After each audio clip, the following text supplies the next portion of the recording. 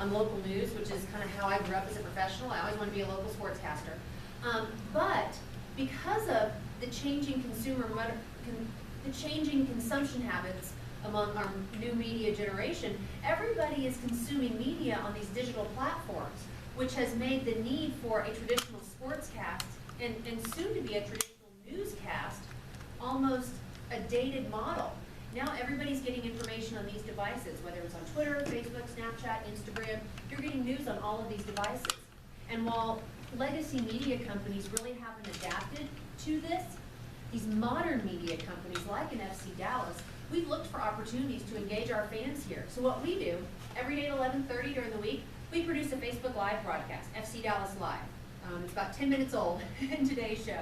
We do a Facebook Live broadcast that allows people in this market and beyond to engage with our coaches, our players, with me, with our owner, anybody who's an influencer with our club. You can engage with us every day at 11:30 and learn more about the team. We're also producing new types of content, whether it be videos, live streams, Q&As, things of that nature, on these digital snackable platforms so that you can engage with our players and learn more about the team at any time. 10 to 15 years ago, before you guys were really around, this wasn't possible. 10 to 15 years ago, people had to watch TV by sitting down, and we had TiVo back in the day. We had to sit down and actually watch TV. We couldn't consume media on these mobile devices, which has really created this huge opportunity for us. So the point is, whether you want to go into marketing, whether you want to go into sports business, sports casting, sports in general, these mobile platforms are going to be a part of what you do for a living. Our ticket sales guys, they're coming to me every day. How can I tell this particular story on social media? Our coaches are coming to me. They've got a team going to Grenada. Our girls U18 team is going to Grenada in a few weeks. They want to know how they can tell that story on mobile devices and mobile digital media platforms, because it's all about engagement. Engaging people like you who don't watch and consume traditional media platforms, or consume media on the traditional platforms, I should say, on broadcast television. They all consume it on these little tiny devices. So my job, and the job of anybody who wants to work in sports, is to try and engage people on these digital devices. And I know so many of us, speaking of working in sports, I wanted to be a professional athlete. I really wanted to be a Cowboys running back when I was a little kid. But at 4 years old, you realize, there aren't many girls playing NFL football. So I was a basketball player, I was a volleyball player. I really wish I was a tennis player because I wanted to be a professional athlete, but I didn't have the skill level to do that. But the great thing about the sports industry and the sports landscape is that there are so many opportunities for you, whether it's in the media side, the marketing side, the finance side, the analytics side, which is playing just an enormous role in the sports industry at this juncture right now, or the coaching side. All of those opportunities are absolutely available to you. The challenge for anybody who wants to get into sports is that the competition is very stiff. Everybody wants to work in sports. I'm going to be hiring for a multimedia coordinator here in the next week or so. I'm going to get hundreds and hundreds of resumes, hundreds from all over the world.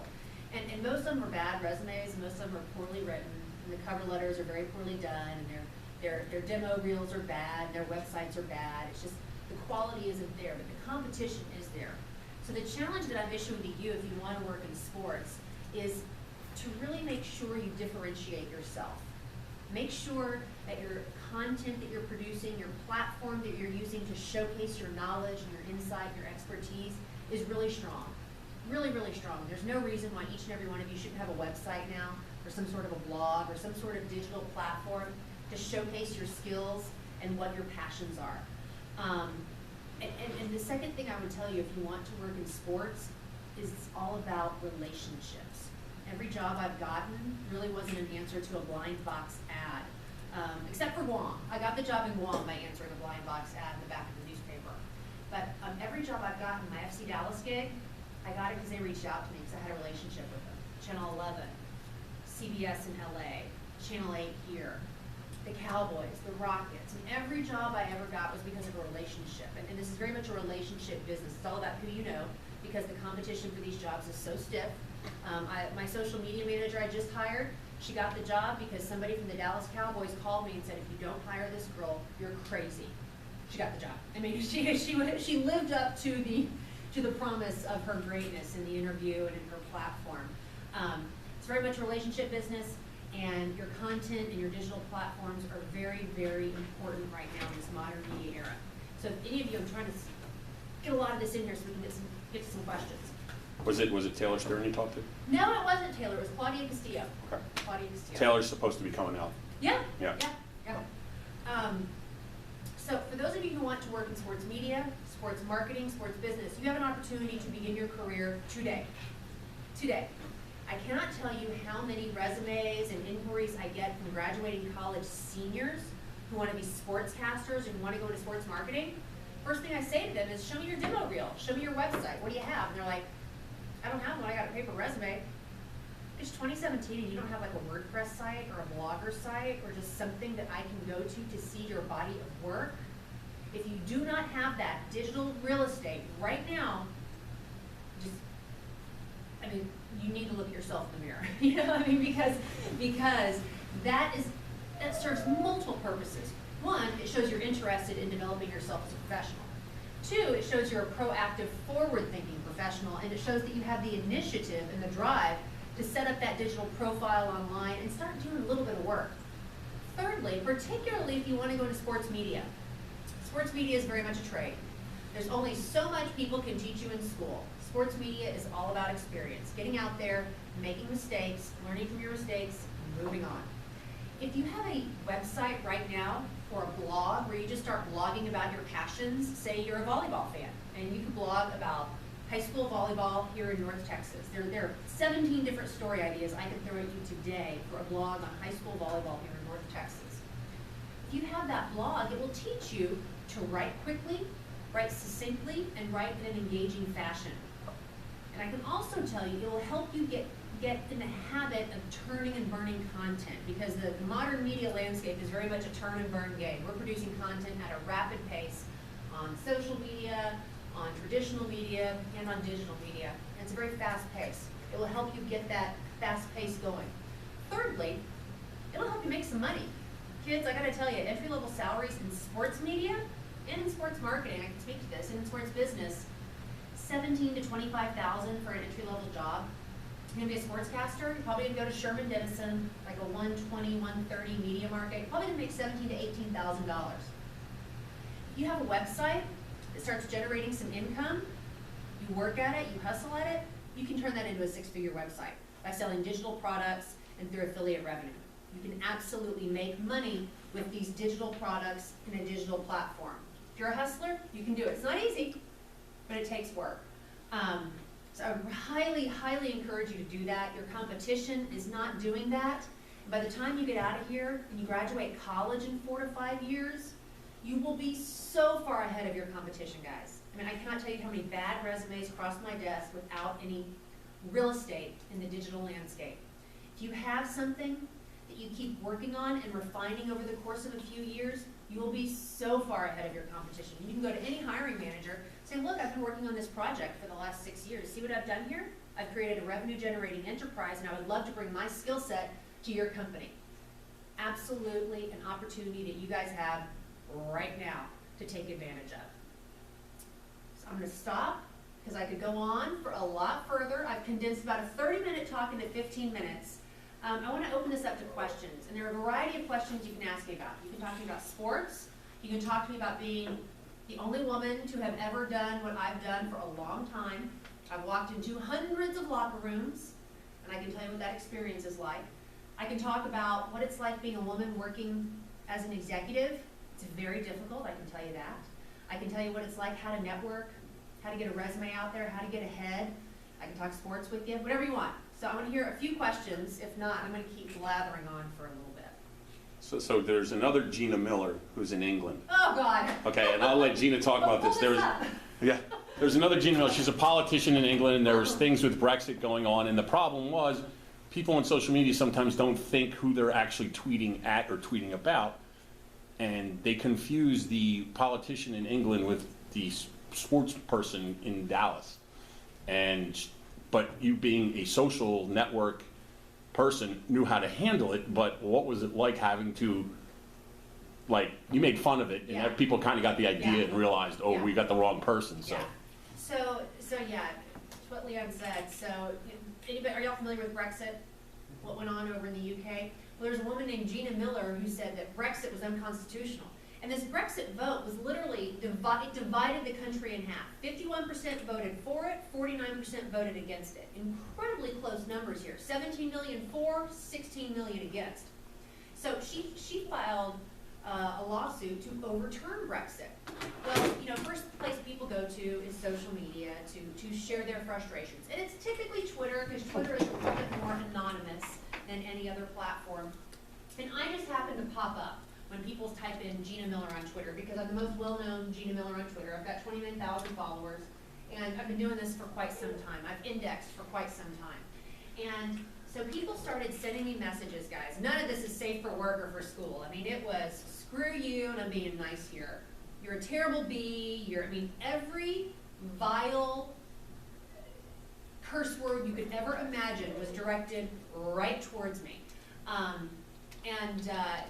Facebook messages, someone said they were gonna burn me in effigy and give me an acid bath. I mean, it was crazy. So I'm glad that I was the one that this was directed towards, because I truly think that if somebody who hasn't been used to, this was her, yeah. I truly think that if somebody who isn't used to getting this kind of dialogue, it really could have affected that person. So I turned it and I flipped the switch, and this really is a lesson in, if you Google Gina Miller sports presenter, you'll see some of the coverage I got because of this.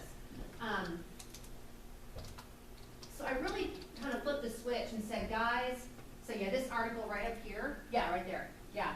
So I was featured in The Guardian, I was featured in The Telegraph, I was featured on the BBC, I was featured in British GQ, and I posted this.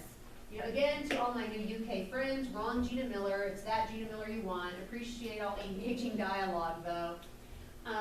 They look at that Gina Miller and the Gina Miller, and that's what confuses them. Yeah. So people had a very hard time figuring out who was who, and this has, that's done more for my social media following, quite frankly, than anything else I've ever done, because I got a lot of love. But now the cool thing is that, again, I've really flipped the switch. I've gotten all these new followers from the UK. They're into FC Dallas soccer. We've been talking sports back and forth for quite some time. And it's been really nice. So that's what happens. That comes up and people have no clue kind of what's going on. And so it's a lesson in really how to handle trolls, right? I mean, because if you want to go into some sort of public eye sort of business, I've been in the public eye for 20 years of my career. If you want to go into this business, you have to prepare to face some backlash. For whatever reason, people just aren't going to like you. Some people are going to like blondes. Some people are going to like brunettes. I'm never going to be a blonde, right? I mean, so I've had, criticism directed towards me my entire career, and I've gotten used to it over the years, and I've handled it very well. So it's a lesson in how to handle those trolls or social media haters. Kill them with kindness and good humor. As difficult as that can be, kill them with kindness and good humor, because there's really nothing that they can do to hit you back when you kill them with kindness and say thank you for the comments, or I'm not going to respond.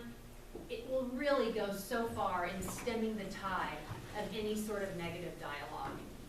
And let's be clear, you can really make a living on social media in 2017.